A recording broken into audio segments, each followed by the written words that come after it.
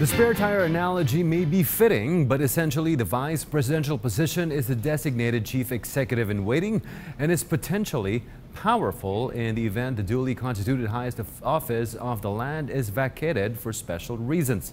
Hence, both candidates are fighting tooth and nail, both in a court of law and public opinion, as it claims legitimacy and moral ascendancy on the issues that cover the very closely fought results of the 2016 presidential elections. PTV correspondent Sweden Velado was on hand in the first day of the recount, and she filed this report.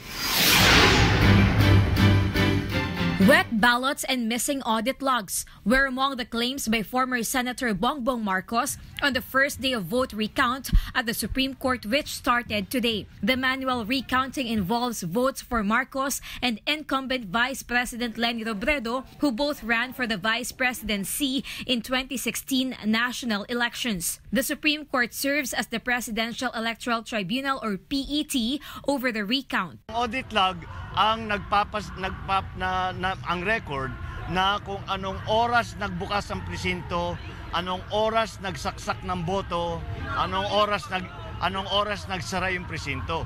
Para makita natin, number one, kung nag-report ang VCM na masyadong maaga o nag-report yung VCM na kahit na after ng voting. The said ballots came from voting precinct of Bato, a town in the province of Camarines Sur, a known Robredo stronghold. The recount will cover more than 5,400 ballots in Camsur, Iloilo, and Negros Oriental. In Marcos's previous plea, he said that it is in these provinces where he discovered counting irregularities. Meanwhile, Robredo's camp has requested to have a recount in Capiz, Sulu, and North Cotabato. Marcos's head legal counsel, Attorney George Garcia, hopes for a peaceful and proper recount of votes. Ano man po yung result, talo man kami o panalo, basta let us just hope and we pray na matapos ito hanggang sa kahuli-hulihan.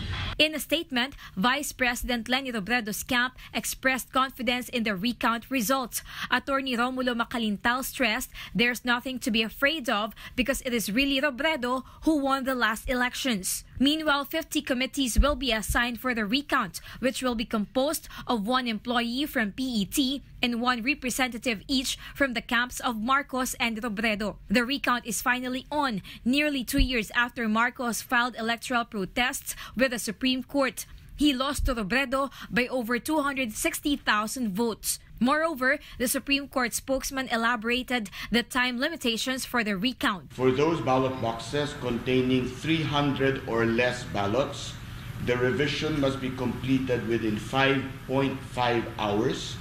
For those containing more than 300 but not more than 700 ballots, the time limit shall be 8.25 hours. And for those containing more than 700 ballots, the time limit for completion shall be 11 hours.